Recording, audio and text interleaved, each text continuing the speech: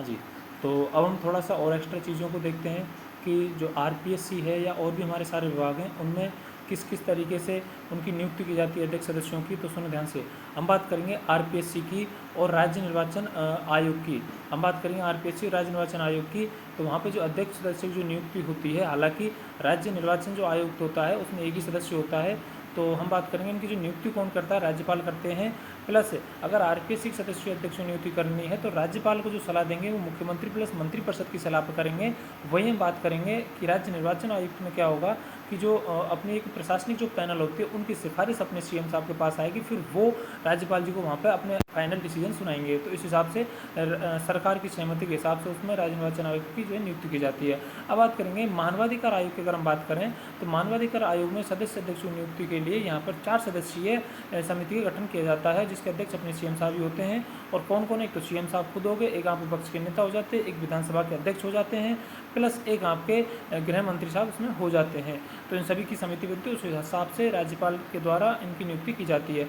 अब हम बात करेंगे कि जो आपके लोकायुक्त हैं उनकी नियुक्ति कौन करते हैं। तो उनकी नियुक्ति के लिए भी राज्यपाल के द्वारा की जाती है, लेकिन उसमें जो कमेटी बनती है वो सीएम साहब होते हैं उसमें, और उसमें अपने विपक्ष के नेता होते हैं, plus chief justice of high court होते हैं, उनकी सहमति पर फिर उनकी नियुक्ति की जाती है।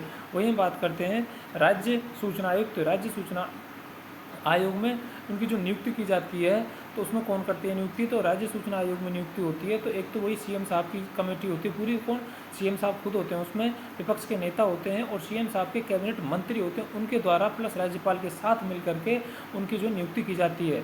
अब हम बात करते हैं कि सारे जो विभाग हैं इनमें कौन कौन से सदस्यों की संख्या कितनी कितनी है। मैं बात करूँगा आरपीएससी में। आरपीएससी में सदस्यों की संख्या होती है आपके 1+10, मतलब एक अध्यक्ष से 10 सदस्य हैं। वही हम बात करेंगे मानवाधिकार आयोग में एक अध्यक्ष होता है, 2 सदस्य होते हैं, टोटल 3 सदस्य हो गए। उसके बाद हम बात करेंगे आपके कि जो सूचना आयुक्त है वो सूचना आयुक्त एक ही होते हैं।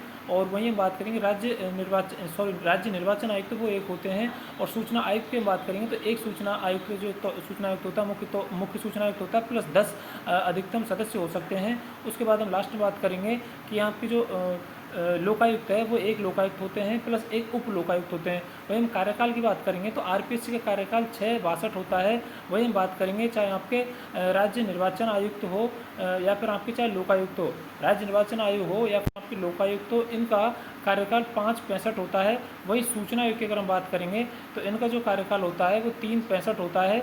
और वहीं हम बात करेंगे अगर मानवाधिकार आयोग की बात करेंगे तो उनका जो कार्यकाल होता है 3-70 होता है।